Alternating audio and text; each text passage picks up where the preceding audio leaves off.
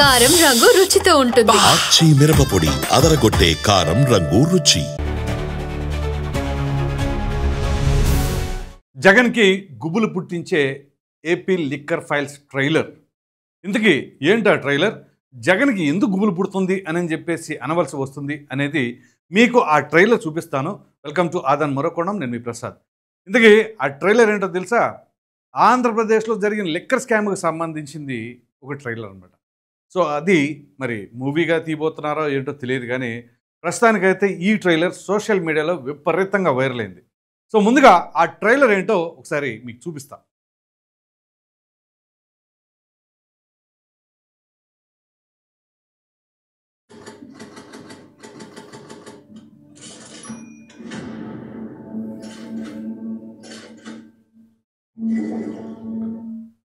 Power, money, poison.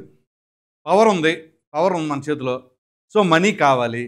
ఎలా ఆ liquor అనే పాయిజన్తో సంపాదించారు అని అనుకోవచ్చేమో బహుశా. ఇక చూద్దాం.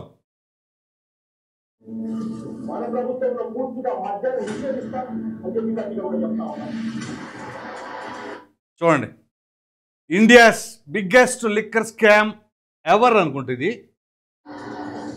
ఎవరే.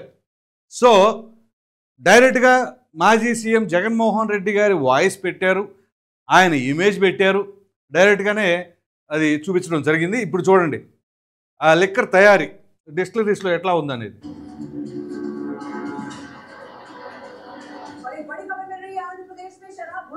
నేషనల్ మీడియాలో కూడా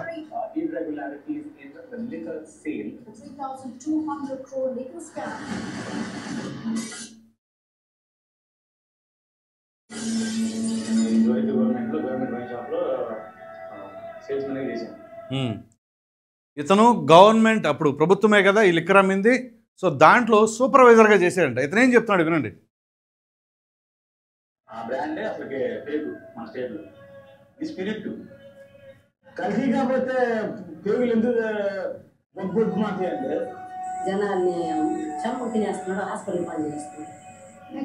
అదంట, విన్నారు కదా. అతను సేల్స్ పర్సన్ ఎవరైతే అప్పుడు వైన్ షాపుల్లో ఉన్నారో అతను డైరెక్ట్గా చెప్పింది ఏంటి, అది స్పిరిట్ అని. ఆ తర్వాత మద్యం ప్రియులు వాళ్ళు ఏం చెప్తున్నారు, కల్తీ కాకపోతే పేగులు అలా మలమలా ఎందుకు మాడతాయండి అని వాళ్ళు. ఆ తర్వాత ఒక మహిళ మనుషులను చంపుకు తినేస్తున్నారని. ఆ తర్వాత మరొక ఆడపడుచు ఏం మాట్లాడుతుంది వినండి. చాలా బాధ ఇస్తుంది సార్, దయచేసి మందు ఎత్తైంది సార్, అలాంటి ఆడపిల్లలు బాగా సుమంగళిగా బతుకుతారు సార్. నాకన్నా చిన్న వయసు మా అన్నదమ్ముల్లో పాపంలో పాపాను చాలా మంది చిన్న వయసులే పెద్దలన్నా కాదు. నరాలు నిర్వీర్యమై జనం వణికిపోని, కలుషితం తాగి కాలేయం కుళ్ళిపోని, మూత్రపిండాలు మలినమై కృంగిపోని, జవసత్వాలిడికి కడకు మనిషే మట్టిలో కలిసిపోని. వాళ్ళకేం అక్కర్లేదు, జనం ఏమైపోయినా చింత లేదు. ఆ ముఠాకి ముడుపులు కావాలి, కమిషన్లతో సొంత.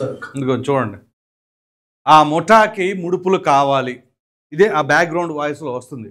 ఇక్కడ మీరు చూశారు కదా, కేసిరెడ్డి రాజశేఖర్ రెడ్డి, ధనంజయ రెడ్డి, అలాగే మన ఓఎస్డి కృష్ణమోహన్ రెడ్డి, వీళ్ళ ఫోటోలు డైరెక్ట్గానే పెట్టాడు అతను.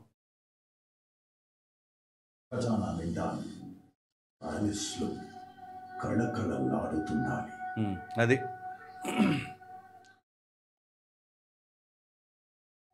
So the reality coming soon. ఇక్కడ చూడండి. సో మీరు కనుక గమనించినట్లయితే ఈ ట్రైలర్లో స్టార్టింగే సంపూర్ణ మద్యపాన నిషేధం. నేను చాలా వీడియోస్లో చెప్పాను, ఈ సంపూర్ణ మద్యపాన నిషేధం అనేదే పెద్ద బూతు. ఇది ఒక విధంగా చెప్పాలి అంటే ఇది అంటారు కదా, క్రైమ్, ఆర్గనైజ్డ్ క్రైమ్. అంటే ఓ పక్కా ప్రణాళికను రూపొందించుకొని ఇదిగో ఇలా చేయాలి, ఇలా చేయాలి, ఇలా చేయాలి అని. ఎందుకంటే ఆన్ ది స్పాట్లో అప్పటికప్పుడు చేసేద్దాం అనేది కాదు. సంపూర్ణ మద్యపాన నిషేధం అని చెప్పేసి ఎన్నికలకు ముందు హామీ ఇచ్చి, ఆ హామీకి ఏ మాత్రం కూడా న్యాయం చేసేలాగా, ఆ హామీని నెరవేర్చే విధంలాగా కనీసం ఒక్క ప్రయత్నం అంటే ఒక్క ప్రయత్నం కూడా జరగల. ఎందుకంటే ఆ ప్రయత్నాన్ని సఫలీకృతం చేసుకోవడానికి ఒక అద్భుతమైన అవకాశం వచ్చింది జగన్మోహన్ రెడ్డి గారికి. అదేంటో చెప్పమంటారా? కోవిడ్. కోవిడ్ సమయంలో లాక్డౌన్ నిర్వహించారు కదా, మరి ఆ లాక్డౌన్ పెట్టినప్పుడు ఎక్కడికక్కడ అన్నీ స్తంభించేసి క్లోజ్ చేసి ఉన్నప్పుడు నిజంగా మద్యపాన నిషేధం చేయాలి అని అనుకుంటే దాన్ని కంటిన్యూ చేసుకోవచ్చు. కానీ చేశారా? చేయలా. అదేమిటి అంటే తర్వాత రీఓపెన్ చేశారు. చేసిన తర్వాత ధరలు అధికం చేశారు.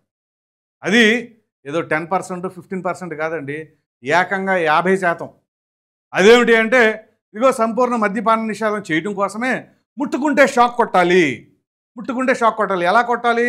ధరల పరంగా కొట్టాలి. కానీ జగన్మోహన్ రెడ్డి గారు చేసింది ఏంటి? అటు ధరల పరంగానే కాకుండా ఇటు నాణ్యత పరంగా కూడా నాసి రకం మద్యాన్ని సరఫరా చేసి దాన్ని వాళ్ళు సేవించేలాగా చూసి పైగా వాళ్ళ అనారోగ్య పాలైపోతున్నా సరే ఏమాత్రం పట్టించుకోవాలి. బ్రాండ్లు, ఆ బ్రాండ్లు ఏంటో ఎవడికి గుర్తుండో, ఆ కొత్త కొత్త పేర్లు. అదేమిటి అంటే చంద్రబాబు నాయుడు గారు ఆ సమయంలో పర్మిషన్లు ఇచ్చారు అని అంటే దీనికి కూడా క్లారిటీ ఇచ్చానప్పుడు చీప్ క్వాలిటీ మందులకి బ్రాండ్లు ఉండవు. సో ఆ చీప్ క్వాలిటీ మందులు ఏదైతే ఉన్నాయో చంద్రబాబు నాయుడు గారి హయాంలో వాటికి బ్రాండ్లు ఉండవు, వాటికి పర్మిషన్ ఇచ్చి ఉండొచ్చు. కానీ ఇక్కడ బ్రాండెడ్ మందులన్నీ ఏమైపోయినాయి? ఒక మ్యాన్షన్ హౌస్, ఎంసీ కావచ్చు, కింగ్ ఫిషర్ కావచ్చు, బడ్వైజర్ కావచ్చు, ఇట్లాంటివి ఎక్కడ లేవు. భూములు ఏంటంటో పేర్లు, అసలు ఆ పేర్లు కూడా అర్థం కావు. ప్రెసిడెంట్స్ మెడలో 3 క్యాపిటల్స్, మెగా డిఎస్సి, ఈ ఏది అక్కడ ఏదైతే ప్రజలకి అప్పుడు ఇచ్చిన హామీల్లో భాగంగా ఉన్నాయి, ఇక్కడ ముందు బాటిల్ రూపంలోనే ఆ లేబుల్ వచ్చేసినాయి. సో అక్కడ ఎక్కడా కూడా మద్యపాన నిషేధం అనేది చేసే ప్రయత్నంలో లేదు. సో ఎందుకు లేదు? వీళ్ళ ప్లానింగ్ అంతా అదే. దీనికి గల కారణం ఏంటి? సహజ వనరులు ఎక్కడున్నా సాధారణంగా ఏ ప్రభుత్వాలైనా అది ఇసుక కావచ్చు, మైన్స్ కావచ్చు, గ్రానైట్స్ కావచ్చు, ఇట్లాంటివన్నీ జరుగుతూ ఉంటాయి. దోపిడీలు, ఇవన్నీ అక్రమాలు, అవినీతులు, ఇవన్నీ. కానీ ఏ ప్రభుత్వమైనా, ఏ రాష్ట్ర ప్రభుత్వం అయినా సరే జనరల్గా ఆదాయం ఎక్కువగా వచ్చే దేని నుంచి? మద్యం నుంచే. సో ఆ మద్యం నుంచి వచ్చే ఆదాయాన్ని మన అకౌంట్లో వేసుకుంటే, ఎందుకంటే ఒక రాష్ట్ర ప్రభుత్వమే ఆధారపడిపోయేంత ఆదాయం వస్తుంది కాబట్టి, సో ఆ ఆదాయాన్ని కనుక మన దగ్గర పెట్టేసుకున్నాం అనుకోండి, అప్పుడు ఆటోమేటిక్గా బ్రహ్మాండంగా గట్టిగా కొన్ని కట్టలు దాసేయచ్చు. నేను ఈ మాట అంటున్నానికి ఏమాత్రం కూడా సంకోచించట్లా.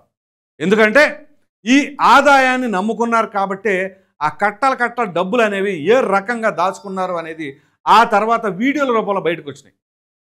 వెంకటేష్ నాయుడు నోట్ల కట్టలు లెక్కేసిన వీడియో వచ్చింది కదా, అది కూడా ఉంది ఈ ట్రైలర్లో. సో ఆ ప్రకారంగా వీళ్ళకి ఎక్కడ కూడా కమిట్మెంట్ లేదు.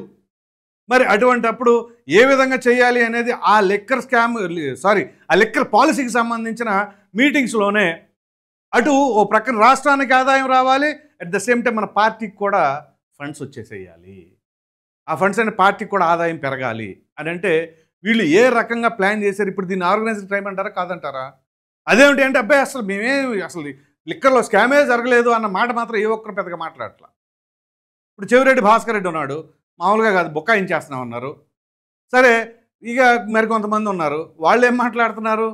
అరే అసలు లిక్కర్ స్కామే జరగలా, మరి ఆ బ్రాండ్లన్నీ ఏమైపోయినాయి, ఎందుకు వెళ్ళిపోయినాయి? సజ్జల శ్రీధర్ రెడ్డి ఎక్కడి నుంచి వచ్చాడు? మరి వీళ్ళ ఇన్వాల్వ్మెంట్ ఎలా వచ్చింది? రాజకేశ్ రెడ్డి ఐటీ సలహాదారుడిగా ఉంటే ఆయనకి లిక్కర్ స్కామ్తో లిక్కర్ పాలసీతో ఏం సంబంధం? సో ధనుంజయ రెడ్డి ఎందుకున్నాడు? సీఎంఓలో ఉన్నటువంటి అధికారి, ఆయన లిక్కర్ పాలసీకి సంబంధించిన దాంట్లో ఎలా ఉంటాడు?